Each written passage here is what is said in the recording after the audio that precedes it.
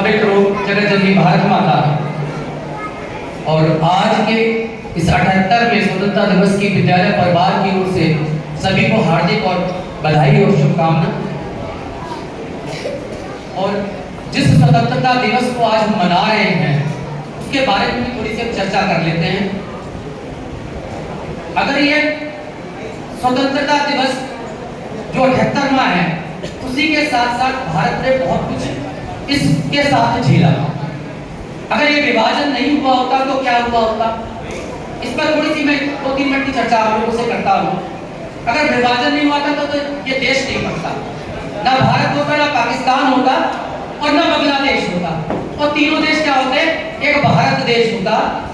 आज भी विश्व में नंबर 1 पर जनसंख्या है, 145 करोड़ हमारी जनसंख्या है, और अगर ये तीनों देश मिल जाते तो 186 करोड़ जनसंख्या होती इस देश की। और विश्व में अब भी हम पहले नंबर पे थे और तब भी पहले नंबर पे थे। मुस्लिम देशों की बात करते हैं तो ये विश्व का सबसे बड़ा मुस्लिम देश होता जिसकी जनसंख्या 57 करोड़ होती, जो पूरे विश्व में किसी देश में नहीं है। जीडीपी की भी बात करते हैं तो विश्व की अमेरिका और चीन के बाद इतनी बड़ी जीडीपी होती। अगर हम खेलों की भी बात करते हैं, अभी देश ने 500 करोड़ रुपए खर्च करके 6 मेडल जीते हैं, और अगर एक मेडल और भी मिलता तो वो कौन सा मेडल होता, कोई बताएगा मुझे? जी कोई बताएगा? नहीं बताएगा? गोल्ड मेडल भी वो आपका ही होता। जो इमरान खान पाकिस्तान के प्रधानमंत्री हैं, रह चुके हैं, वो भी इस भारत की तरफ से जीतते और भारत को ही क्या दिलाते, जो पदक है वो भारत को मिलते।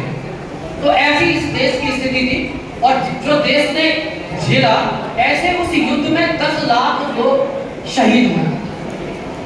10 लाख लोगों के शहीद की जब हम बात करते हैं तो उसमें एक और घटना मैं आपको बताता हूँ। एक पाकिस्तान में जगह है मीरापुर संघर्ष के जिसको नाम दिया गया। 25 नवंबर 2047 की बात मैं आपको बताता हूँ। तो 25 नवंबर 2047 की जो घटना है, उस मीरापुर की जो जनसंख्या थी वो 40,000 थी, और लगभग उसी एक ही दिन में वहां 22,000 लोगों का कत्ल हुआ, जो हिंदू थे और सिख थे। तो इतनी बड़ी विभीषिका उस युद्ध में भारत ने झेला।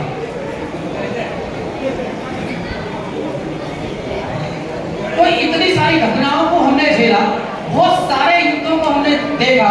अगर ये युद्ध ना होता तो 1 लाख भारतीय सैनिक नहीं मारे गए होते। देश ने बहुत सारे युद्धों को इसमें झेला। तो ऐसी कुछ थोड़ी सी मैंने आपके सामने प्रस्तावना रखने का प्रयास किया। इस समय हमारे पूर्व सैनिक परिषद के सदस्य भी इस कार्यक्रम में मौजूद हैं। विद्यालय परिवार की ओर से मैं उनका हार्दिक अभिनंदन और स्वागत करता हूँ।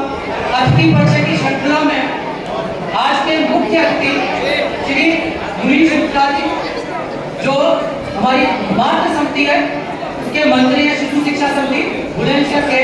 विद्यालय परिवार की ओर से एक बार भाई साहब का हार्दिक अभिनंदन और स्वागत। उन्हीं के बिल्कुल बराबर में विद्यालय के प्रबंधक संदीप त्यागी जी, उनका भी विद्यालय परिवार की ओर से हार्दिक अभिनंदन और स्वागत।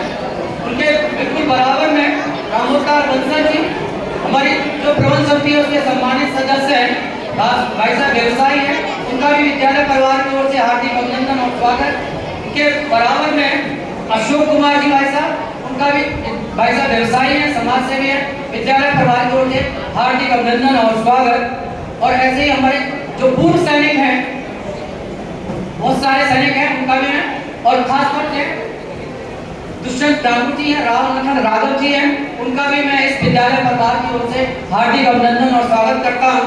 और दुष्यंत दांगू जी जो हैं वो हमारे पूर्व छात्र भी हैं, सूरजवाल विद्यालय से पढ़े हुए हैं, और सेना में उन्होंने जम्मू कश्मीर में 9 साल काम किया है। एक बार विद्यालय परिवार की ओर से सभी सैनिक ताल करेंगे, सैनिक ताल शुरू।